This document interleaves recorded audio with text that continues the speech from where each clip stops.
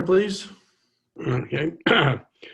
Eric, you talked about making a change in the starting lineup, and I was wondering if it's Dizzy that you were talking about, and even whether it is or isn't, just what do you see he needs to do to kind of get his game back? Yeah, I mean, I think, with regards to the starting lineup, I think anytime, that you've lost a game, you got to always try to reevaluate, reassess where your lineup, looks like. And then there's also, if you don't have a set lineup that you're, like we were in a group for a while, having won those games, game after game after game. And that lineup had developed some chemistry and right now we might be a game by game, different lineup based on matchups and so on and so forth. And then with Desi, it's just, I think it's confidence. It's, if he's not getting, if he's not knocking down a shot, it's, getting a steal or, coming up with an energy play. And it's not just one particular player, it's everybody. It's like, if you go down the floor and you don't get, a shot after two or three trips up the floor, you got to go create something on your own, whether it's, like I said, a steal or a defensive rebound and you bust out, or you run the wing really hard and get a open shot in transition or an open layup in transition. So, I think the biggest thing across the board just with our players is consistency, knowing what you're going to get. Everybody has good games. Everybody has bad games, but, can you not have extreme highs and extreme lows across the board for our players? Will make our team better with consistency. Since he was kind of your sixth man a lot of times last year, could he kind of interchange with Noda in that kind of game? Yeah, I mean, right now, Nate, I mean, we didn't have everybody at practice yesterday. I'm not sure who we start, here in a little bit. I don't know who's going to be at practice, who's going to be available. So I'm not going to speculate on what we're doing or who's going to start because, like I said, we didn't have everybody at practice yesterday. I'm not going to get into who was or wasn't.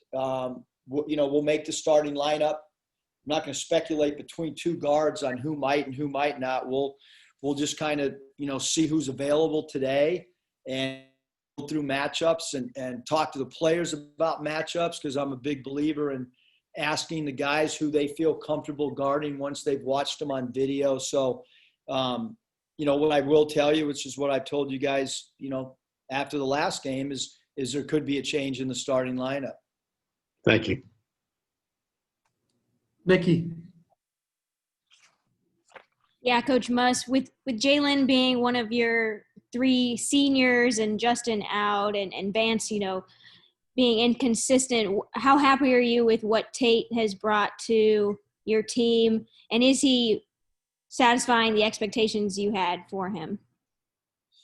Yeah, I think so, Nikki. I mean, Jalen's like he's great in the locker room, pregame, postgame, halftime. He's a really good voice for us. I thought he was really vocal yesterday when we got together. But yeah, then on the floor from a defensive standpoint, it's from a coaching staff perspective, when you're able to kind of have a guy guard either the point guard, the off guard, or the small forward, much like we did last year with Jimmy. We're not worried about Jalen being too small to guard somebody at the 2 or the 3 spot. And that's a real luxury. And then, I think he's like, I kind of said before we played any games, I felt like he was going to be a guy that was underrated shooting because he spent so much time shooting the basketball in the off season. But yes, he's been great, Nikki, on kind of both sides of the ball. Bob. Hey, Eric, how you doing? You said after the Auburn game that looking at the way the schedule laid out the first part that was, almost a must win. And now after a couple of tough losses and with Alabama and LSU on the road coming up, and does this have another kind of must win feel to it, even though it's still early in the season? Yeah, I mean, I'm not going to tell the team, pregame or the day before what are must and what aren't must wins. This is an important game for us because it's a home game, Bob. And we do have two really challenging games coming up. But Georgia is, in my opinion, one of the most underrated teams. I think that Coach Crean's done an incredible job with this team. They have an identity. They play really fast. They do a great job offensive rebounding. They got a lot of experience. Justin Kier, a grad transfer. Horn at the 4 spot, number 24, a grad transfer. Wheeler, a younger player who, is coming off a really good freshman year, who's now done a great job being the catalyst for them from a transition offensive standpoint. Kamara, number 10, presents problems because he runs the floor so well. But this is a team, and we saw it. We had a lot of time after the last game in the locker room, so we were able to watch some of the LSU Georgia game, and that thing obviously went, overtime, and they played LSU great. It's tough in a game like that either team has to lose, but Georgia's a really, really good basketball team. And you alluded to you had a little extra time there in Knoxville. I know you're an early riser. Getting home at say 4 a.m. How much sleep did you get, and how does that kind of mess with your body clock, I guess? Yeah, when we lose, I don't sleep. Anyhow, I forget what those little gummies are called that help you sleep. Sleeping pills? I don't know. It starts with the M. Melatonin. Yeah, melatonin. Yeah, usually Danielle gives me like 2 of those. When I got home, there was about 9 of them sitting on the counter. I didn't take any of those gummies. I just sat and stared at the stat sheet and waited for Mariah to get up to go to school, and gave her a hug and started the day off. So I didn't get much sleep at all, but that was not a fun travel night. And KK, his foot, you mentioned the other night, he said it had been bugging him going back, to red, white. How's he doing? Yeah, I haven't talked to, to the training staff yet. Yesterday he got x-rayed. There was nothing on the x-ray. He will have an MRI today. And then, I'm assuming, the trainers and doctors will look at that and try to determine, what the next course of action is. Okay, I got a couple more, but I'll turn it back to Mike. But thanks. Scotty. Hey, Coach, I think you said in the preseason that you wanted JD to be a little bit more engaged defensively on a consistent basis. Have you seen him maybe take a step forward there, or what's just been your assessment of his play on that end? Yeah, Scotty, we we knew when JD came that, he was a great one-on-one player.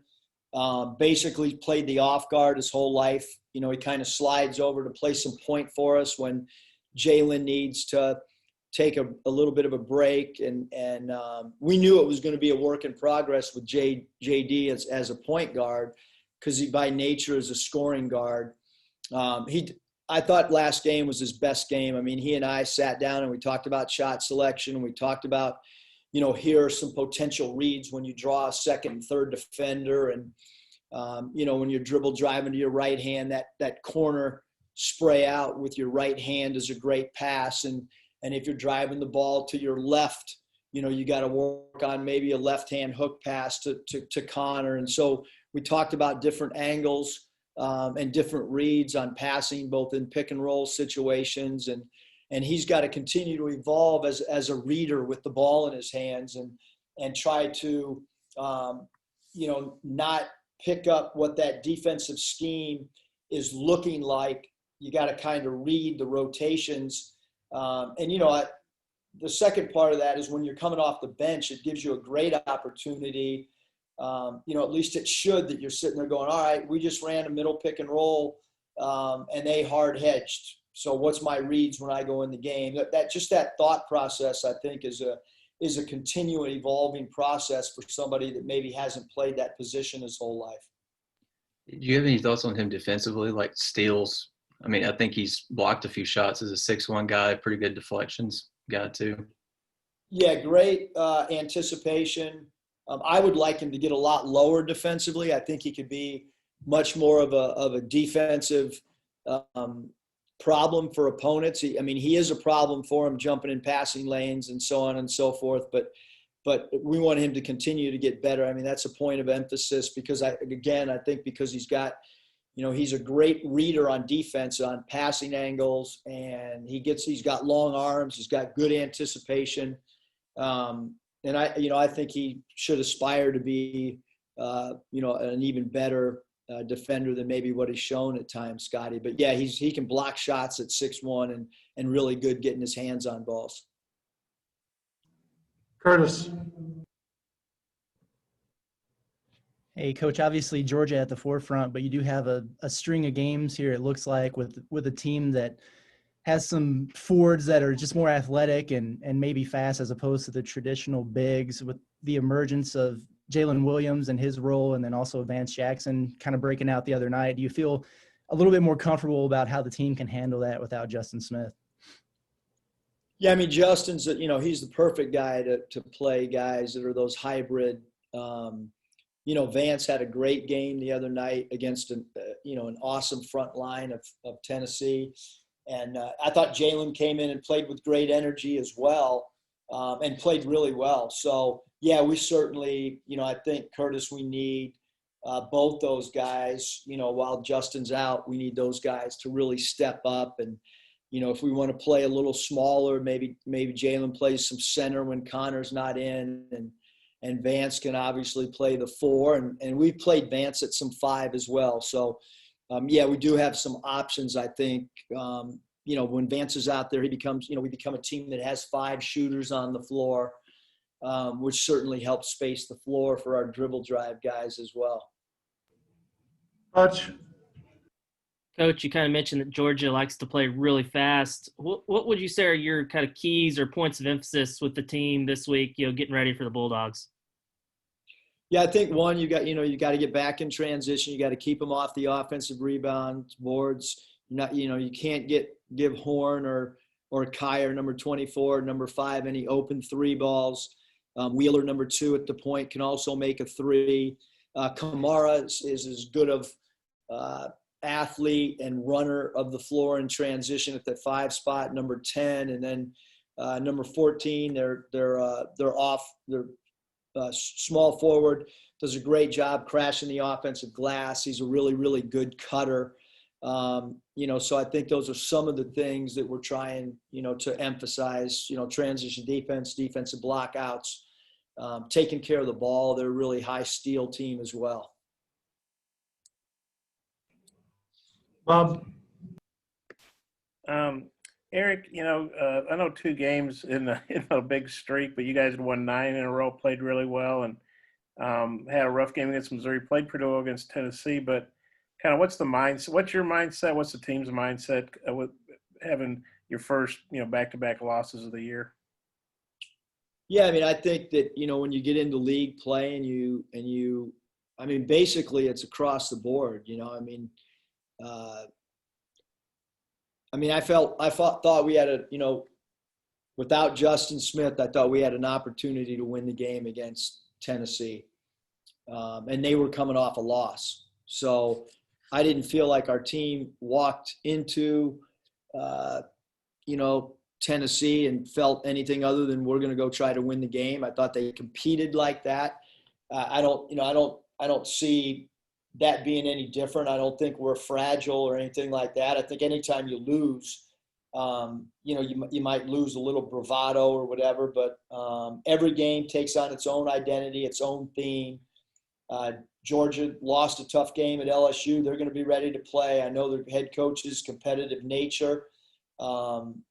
He's a workaholic. And his team takes on his personality. Like this is going to be 2 really, really hard playing teams on Saturday is what I hope, although we have not played well in our 2 early Saturday games. That's got to change. And then this will be your 3rd game without Justin. I'm sure you can't wait to have him back. But do you feel like you guys are sort of adjusting to not the more you play without him, the more you're getting, better without playing without him, I guess. Yeah, and just about the time I'll have it figured out, he'll come back. That's, I'm a slow learner on this, but I think we're getting better, Bob. I really do. I mean, I think that, Vance, it's important that Vance plays with great consistency. It's important, that the guys that are playing substantial minutes, that they play with consistency so that we can form a rotation. When you have inconsistent play out on the floor, you're going to have some inconsistent rotations. And I would much prefer to know what I'm getting from a player, and we've had it of late. We've had some great games, not so great. Just give me something in the middle would be really nice. And then I guess Mizzou had to postpone their game with LSU, and Carolina had to postpone their game with Ole Miss. They may have LSU play Ole Miss. I don't know, but have you gotten any indication from Georgia that they're okay and they'll be able to play? Has there been any word from the SEC that this game's iffy or anything? I assume we're playing. I mean, I'm getting ready to go. I mean, I missed a lot of TV shows with my wife the last 24 hours. I hope that we're playing the game because I've been watching Georgia. And, I don't know why we wouldn't, Bob. I mean, I just assume we are. Right. Well, I just meant you. I think if there was some issue, the SEC or Georgia would let you know by now. I just was curious about that. Well, I do think, Bob, along those lines. I mean, you just never know because it depends. Like if we tested yesterday and we get our results back this morning, everything's great on our end. I don't know.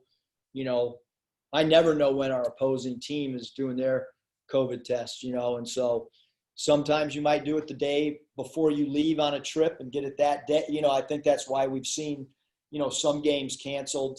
I mean, shoot, Curry got pulled last night during the game in an NBA game, because the test results came back in game. So I think it's just, hey, man, it's the way you just kind of roll with what you roll with.